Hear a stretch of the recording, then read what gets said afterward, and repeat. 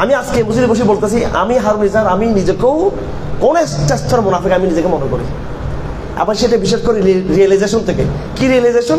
কারাগারে যে সমস্ত ভাইরা আজকে মৃত্যুদণ্ডের মুখোমুখি, আল্লাহ রসুলকে ভালোবাসতে গিয়ে ওদের তুলনায় হারুন ইজার একজন মুনাফিক। আমি ওই কোরবানি দিতে পারি নাই, ওই থেকে আমি দিতে পারি নাই, এবং ওদের পক্ষ দাঁড়াতে পারি নাই। আল্লাহর কসমকে বলি, আল্লাহকে সাক্ষী রেখে বলতেছে, এটা আমার এহসাস, আমি আপনাকে বলে দিলাম।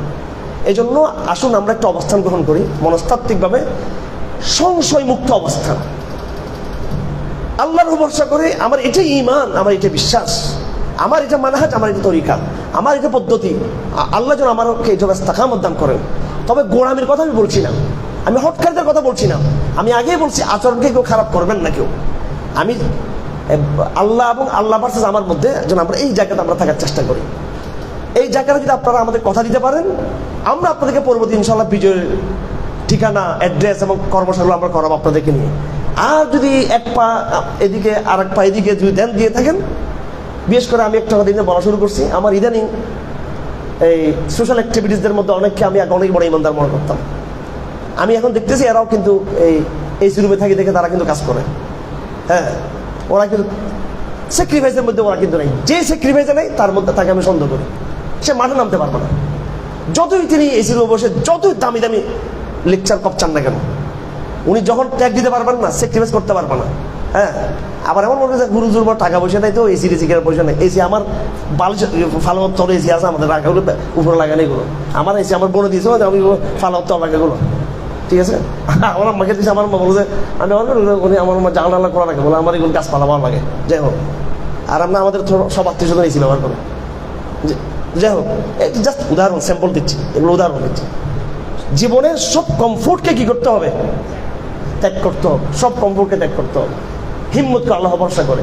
যে যত বেশি কমফোর্টকে ত্যাগ করবে, অবাক লাগে এখন বড় বড় মাদ্রাসা গেলে একদম মানে এসি ছাড়া মেহমানখানা হয় না, এসি ছাড়া মোতামশা রুম হয় না, এসি ছাড়া লাইব্রেরি হয় না, এসি ছাড়া মসজিদ হয় না, ঠিক আছে। এটা উদাহরণ। আবার অন্য মাইন্ডে যায় না, আমার ইমাম সাহেবকে রাগ করবে আবার যে আমার মসজিদে ইমাম, মসজিদে মুসল্লিরা আসেন, ঠিক আছে, মসজিদে আমি বলতেছি না আপাতত, অনেকের মুসল্লি থাই চলে যাওয়া নামাজের জন্য, এটা ভিন্ন জিনিস। আমি ব্যক্তিগত আরামের কথা বলতেছি আমি। হ্যাঁ, এটা আল্লাহ পাক আমাদেরকে এই জায়গাকে নেফাক মুক্ত জীবনের জন্য বিলাসিতা ত্যাগ করা কিন্তু কি জরুরি। আমি আজকে কথা আমি দেরি করে ফেলছি, আমি আমার অনেক দেরি করে, আমি দুঃখিত। অনেক আলোচনাকারী আছেন, মৌলানা সাহেবুল কথা বলবেন।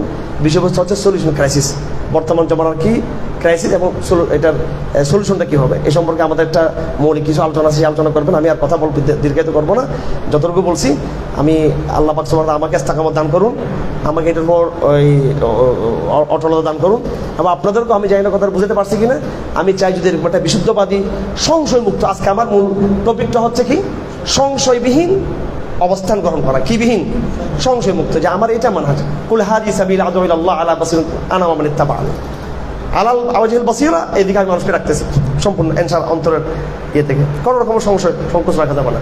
এরকম একটা এনসারাহ অন্তর প্রশস্ত আল্লাহ আমাদের সবাইকে কি করুন, দান করুন।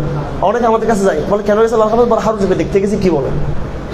তো ওটা কিন্তু কিসের থেকে যায়নি, এটা ওই ইস্তেকামত থেকে যায়নি, এটা আমার দেখতে গেছে এরকম বলে। দেখি আজকে ওখানে গিয়ে দেখি আজকে নাকি কি হবে, একটু দেখিয়ে আসি না ওখানে। দেখে আসার দরকার নেই, আপনি ভাবেন, আপনি আসলে ভাবেন, ভেবে একটা সিদ্ধান্ত গ্রহণ করুন। আল্লাহ পাক সুবহানাহু ওয়া তাআলা আমাদের সবাইকে সঠিক সিদ্ধান্ত গ্রহণ তৌফিক দান করুন। এবং শেষ কথা বলে দিচ্ছি, এই সঠিক সিদ্ধান্তের জন্য আপনাকে শেষ রাতে 2 ফুট আল্লাহর কাছে ফেলে বলতে হয়, আল্লাহ আমাকে পথ দেখায় দাও, আমি বুঝতেছি না। আল্লাহ অবশ্যই আপনাকে কি দেখা দিবেন, ইনশাআল্লাহ পথ দেখাই দিবেন আপনাদেরকে। আমরা কিছুই চাই না, আমি শুরুতে বলছিলাম, আমরা যেন কিয়ামতের দিনে যেন অন্তত সাহাবায়ে কেরাম যেন আমাদেরকে চিনে।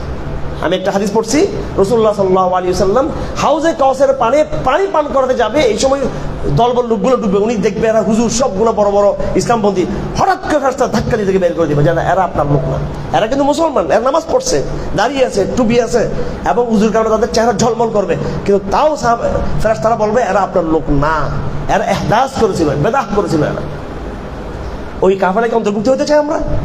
আমরা প্রচুর কাজ করতেছি সবাই, কিন্তু কাজটা কবুল হচ্ছে কিনা, পিওর হচ্ছে কিনা কাজটা, এটা আমাদের চিন্তার বিষয়। সালফে সালিহিন কি করতেন, ওনাদের জীবনের লেখা আছে, কানা সালাফ যতটুকু আমল নিয়ে টেনশনও থাকতেন না আমলটা করতে পারবে কিনা, তার চেয়ে বেশি টেনশন করতেন ওই আমলটা কবুল হচ্ছে কিনা। সালাফ টেনশন দুইটা, যে তাহাজ্জুদ পড়তে পারবো কিনা, এটা যতটুকু টেনশন, তার চেয়ে টেনশন তাহাজ্জুদ পড়ে ফেলার পরে হাই তাহাজ্জুদটা কবুল হলো কিনা। এখন আমি মাদ্রাসা, খানকা, দাওয়াতের কাজ, জিহাদের কাজ, মুসলিমদের সেবা, এইটা ওটা, আমার কাজের শেষ নেই, আমার ফেসবুক সেলিব্রিটিজম, আমার লাইক কমেন্টের শেষ নেই, কিন্তু আল্লাহর কাছে এই কাজটা কি কবুল হচ্ছে কিনা, এবং আমি মৃত্যু পর্যন্ত ইস্তেকামতের সাথে এই পথে টিকে থাকতে পারবো কিনা আমি নিজে, এই ভয় আমাদের মধ্যে নেই। কিন্তু আল্লাহ পাক সুবহানাহু ওয়া তাআলা আমাদের সবাইকে ইস্তেকামত দান করুন, আমাদের সবাইকে একদম বিশুদ্ধ বুঝ, এমন এক বুঝ আমাদেরকে দান করুন, ওই বুঝের উপর ইস্তেকামত দান করুন, যেটা দিয়ে আমরা কালকে কিয়ামতের দিন সাহাবাদের সামনে এবং রাসূলের সামনে যেন আমাদের কি হতে না হয়, বেইজ্জত হতে না হয়। সুবহানাল্লাহি ওয়া বিহামদিহি, আশহাদু আল্লা ইলাহা ইল্লা আনতা, আস্তাগফিরুকা ওয়া আতুবু ইলাইক।